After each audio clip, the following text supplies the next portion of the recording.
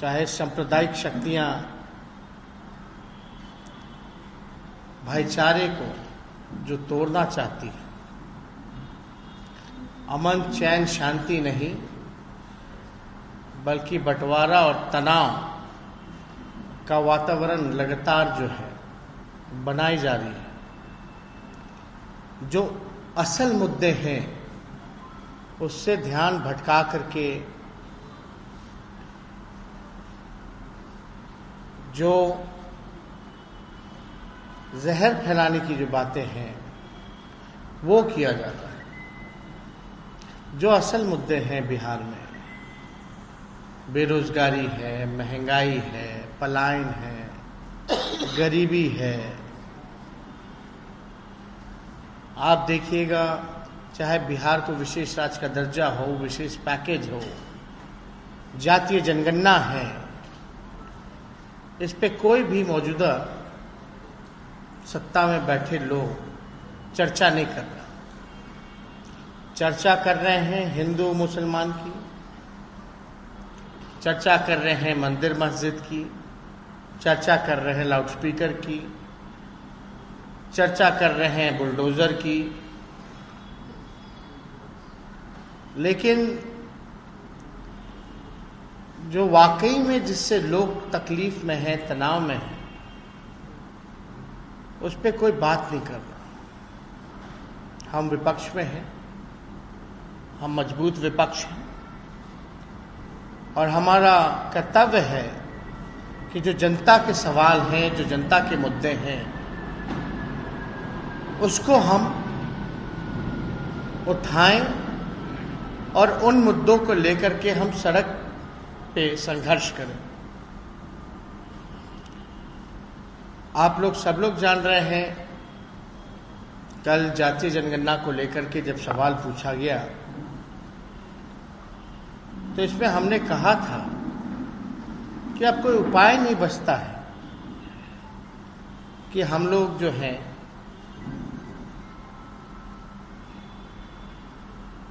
पैदल चल करके,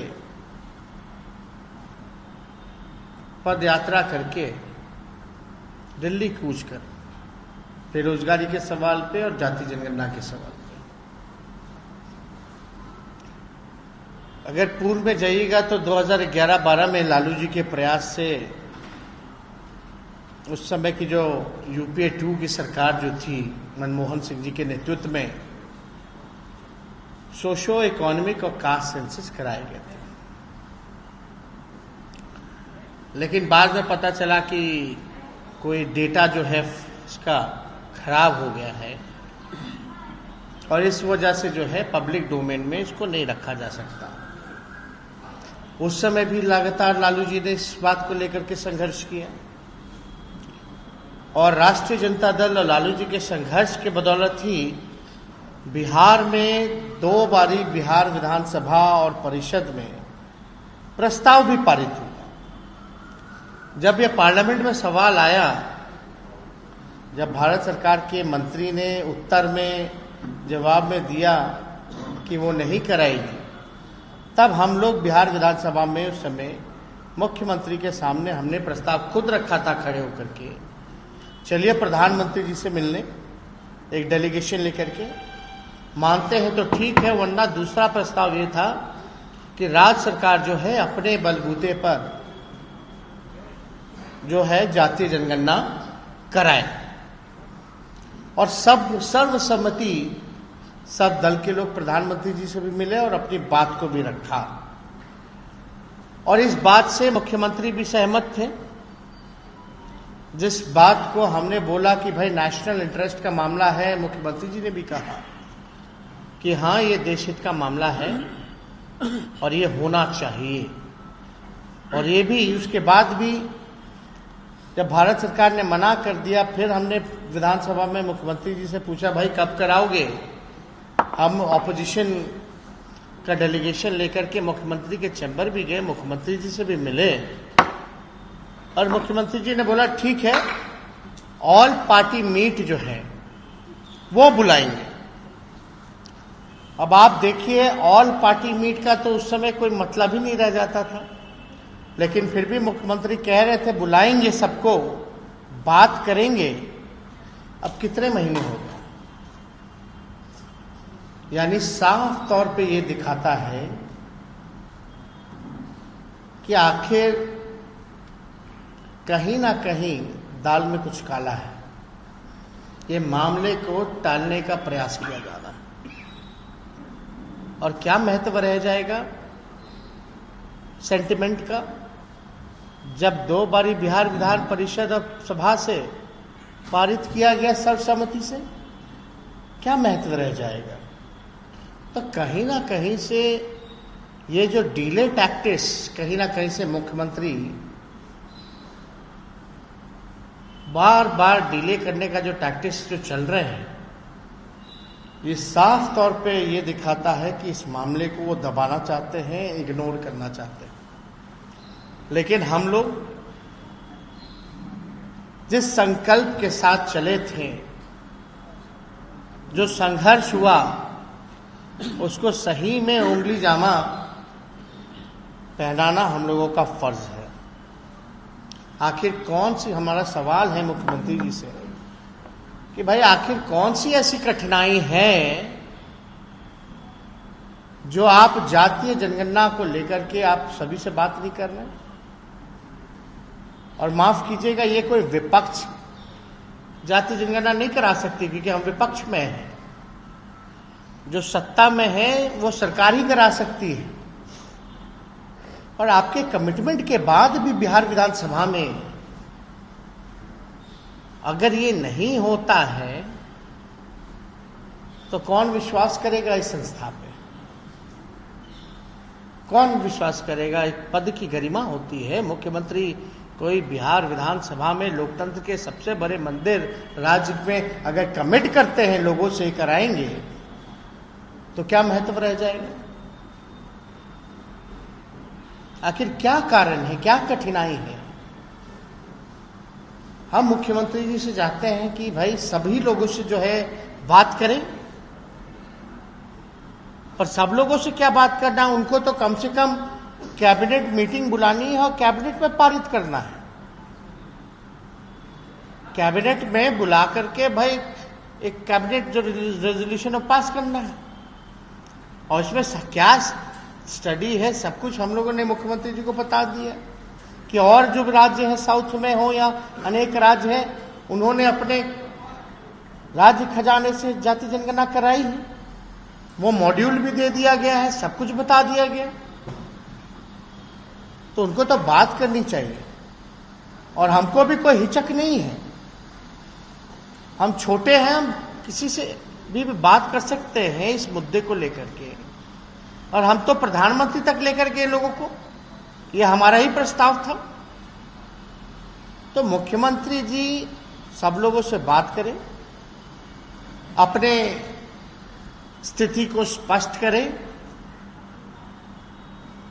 एक क्लियर बात बताएं कि भाई क्या करना चाहते हैं, या करना भी चाहते हैं तो कब तक करेंगे।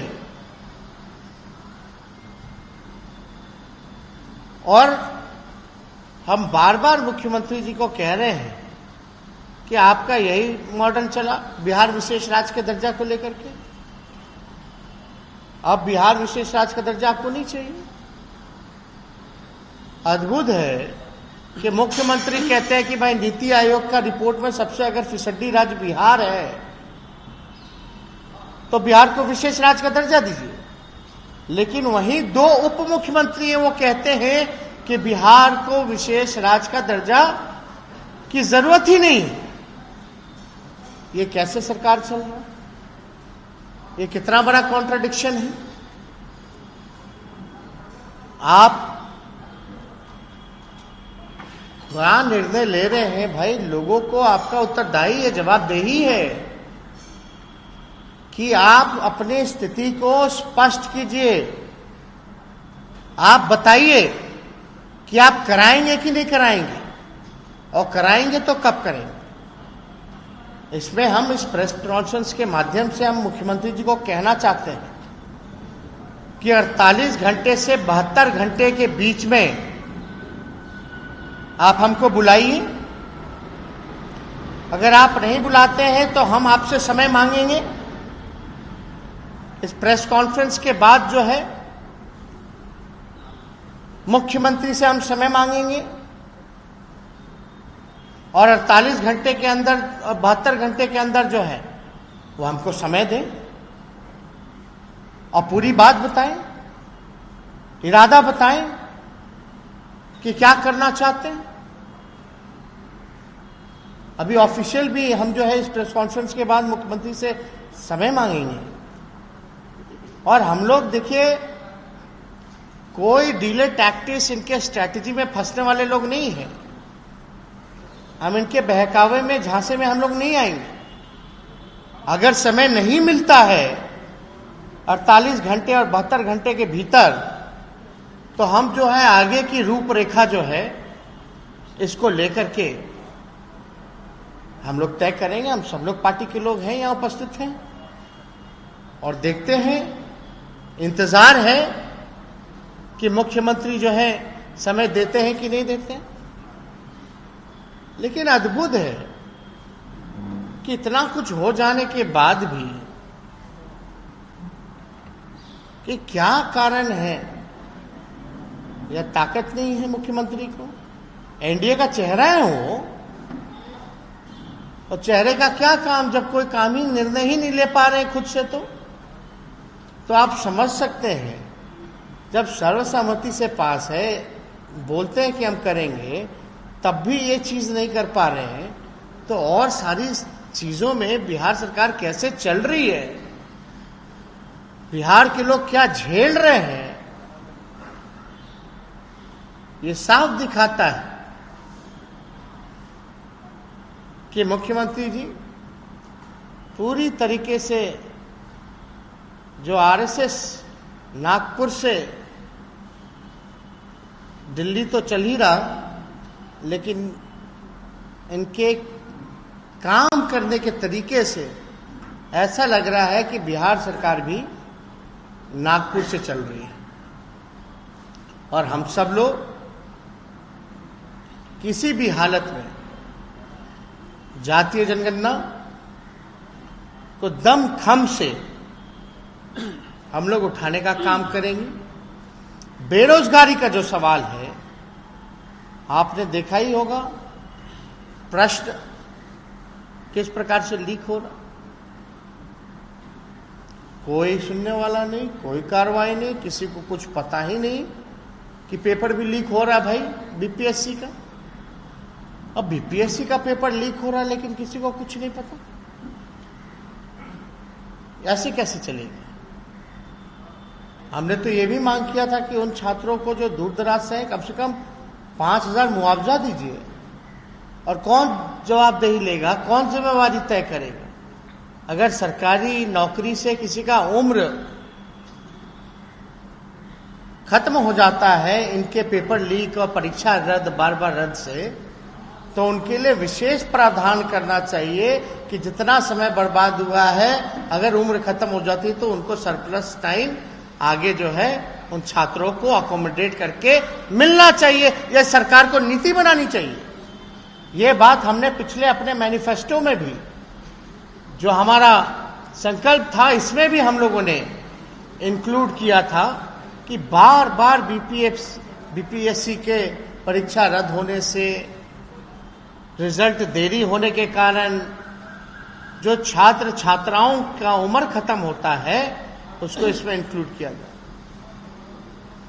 बेरोजगारी है, हर जगह जो है लाठी डंडा चल रहा है, किसी को न्याय नहीं मिल रहा।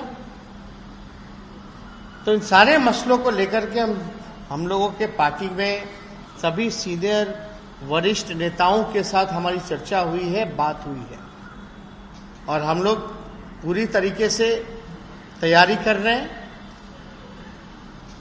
कि जो हम लोगों ने संकल्प उठाया था। अब बताए भाई, भाजपा के लोग 19 लाख रोजगार कब देंगे? ये डबल इंजन की सरकार है। कमिटमेंट, अपना कमिटमेंट तक पूरा नहीं कर पाते ये लोग। अउल जुलूल बयान जो है, जिसका कोई मकसद नहीं है, वो सारी बातों पर चर्चा हो रही है, बयान दिलवाया जा रहा, दिया जा रहा। सत्ताधारी दल के विधायक से लेके मंत्री तक क्या क्या नहीं बोल रहे। अब मुख्यमंत्री खामोश बैठे हुए, कोई कदम नहीं उठा रहे, किसी को फटकार नहीं लगा रहे, किसी को निकाल बाहर नहीं कर रहे। सांप्रदायिकता फैल रही है, कहीं कोई मंदिर पे झंडा लगा रहा है, अब मुख्यमंत्री से कोई कार्रवाई नहीं की जा रही, हाथ लगा के बंधा हुआ है। तो कहीं ना कहीं से तो निर्णय तो लेना पड़ेगा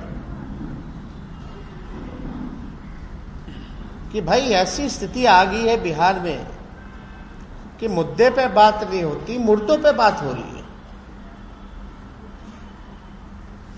जिसका कोई मतलब नहीं है, जो केवल समाज को बांटने का काम करता है। इन सारी चीजों पे चर्चा चलती है। तो इसलिए हर एक विषय को लेकर के जो देश के हालात हैं, जो बिहार के हालात हैं, सभी लोगों के साथ पार्टी में मंथन हुआ है, चिंतन हुआ है, और हम राष्ट्रीय जनता दल के सभी सिपाहियों की नजर हर एक जगह है, हर किसी पर है, और जो बिहार के हित में है, जो देश के हित में है, उसको हम लोग उठाने का काम करें।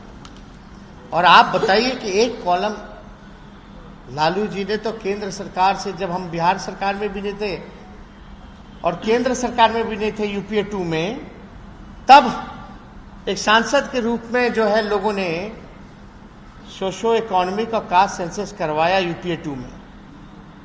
लेकिन यहां इन्हीं की सरकार है केंद्र में भी और बिहार में भी। बिहार में तो पूरा अपने चाहे तो भाई अपने खर्चे पर सरकार निर्णय ले ही सकती है, देश में नहीं होगा लेकिन बिहार में तो हो सकता है। या तो एक कॉलम जुड़वा दे अपने सहयोगियों को बोल करके, सहयोगी क्या खुद पार्ट हैं भाई, आरसीपी सिंह मंत्री हैं केंद्र में, करवा ले, क्यों नहीं करवा पा रहे हैं? एक कॉलम ही तो जोड़ना है, खर्चा नहीं होना कुछ भी। अब बताइए, असम में जाके गृह मंत्री जी कह रहे हैं कि ऐप बनेगा, ऑनलाइन जो है वो सर्वे करेंगे कि क्या करेंगे नहीं करेंगे। रे भाई, अगर एप्लीकेशन भी बन रहा है तो एप्लीकेशन में भी एक कॉलम जुड़वा दीजिए। एक कॉलम तो जुड़ ही ना सकता एप्लीकेशन में जो खर्चा है, और साइंटिफिक डेटा तो होना ही चाहिए, पता तो चलना ही चाहिए। तो उस एप्लीकेशन में एक कॉलम ही तो जोड़ना है, खर्चा भी जीरो रहेगा। या तो वो करवा लें, या तो राज्य सरकार या नीतीश कुमार जी कैबिनेट में ला करके प्रस्ताव जो है वो पारित कर दें, नहीं तो अपनी स्थिति स्पष्ट करें, बोल दे कि हम बड़े कमजोर हैं, हम पे भारी दबाव है, हम अपने कुर्सी के लिए कुछ नहीं कर सकते, यही बोल दे। लेकिन हमको इंतजार रहेगा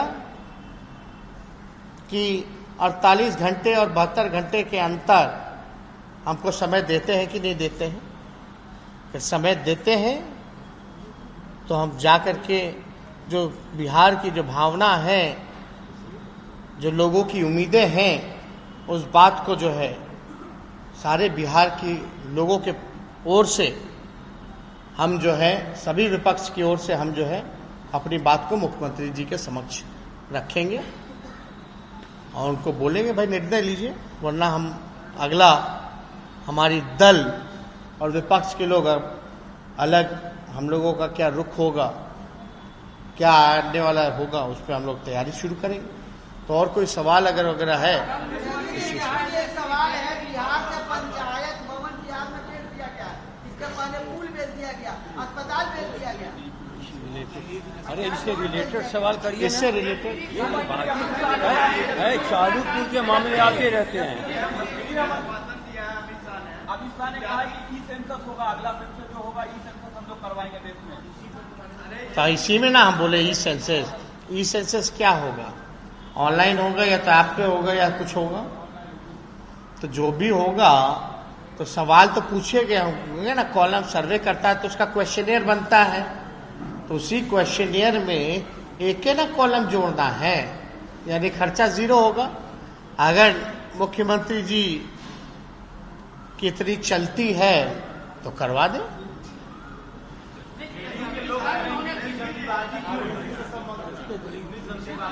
मतलब कल्याण देश हित वाली चीजें जल्दबाजी नहीं है। और लाउड स्पीकर वाली क्या जल्दबाजी थी? बुलडोजर वाली क्या जल्दबाजी है रे भाई? इतने दिन से आप चैन से नहीं थे क्या? यहाँ लोग एक एक दिन कोई भीख मांग रहा है, कोई भूखे पेट सो रहा है, कोई दिहाड़ी मजदूर है, कोई नाला साफ करने वाला है, रिक्शा साफ करने वाला है, एक झोपड़ी में पूरा परिवार रहता है। क्या आप उनको जल्द से जल्द न्याय नहीं दिलवाओगे? क्या आप उनसे लगातार नाला साफ करवाइएगा, रिक्शा धोवाइएगा, भूमि ही नहीं रखिएगा, एक कमरे में ही बसर करे, या जो भीख मांगता है मंदिर मस्जिद के बाहर भीख ही मंगवाइएगा? एक एक दिन बहुत भारी पड़ता है। एक दिन कोई नाला साफ करके दिखाए सत्ता में बैठा हुआ लोग, एक दिन कोई मंदिर मस्जिद के बाहर भीख मांग के दिखाए। का क्वेश्चन लीक हो जाता है, मुख्यमंत्री तो बोल ही दिए, तो बोल ही दिए।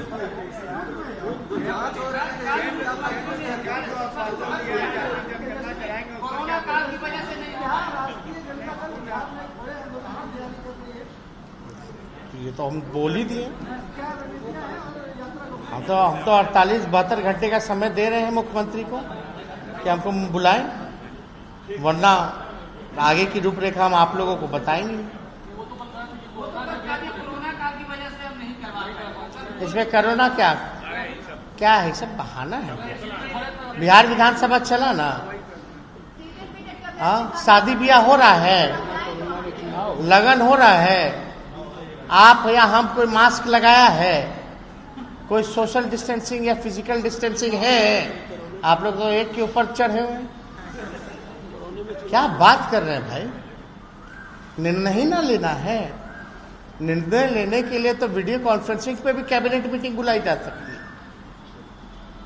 ये सब बहाना नहीं चले। एक उनका आखिरी ले लीजिए।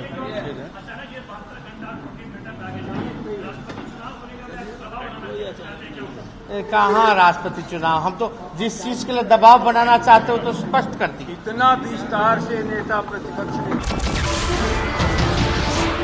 नमस्कार, मैं हूं मानक गुप्ता। अगर आपको हमारा ये वीडियो पसंद आया हो तो इसे लाइक और शेयर जरूर करें, और हाँ, हमें सब्सक्राइब और फॉलो करना ना भूलें ताकि आप देश और दुनिया की कोई खबर मिस ना करें। तो जुड़े रहिए हमारे साथ और देखते रहिए News 24।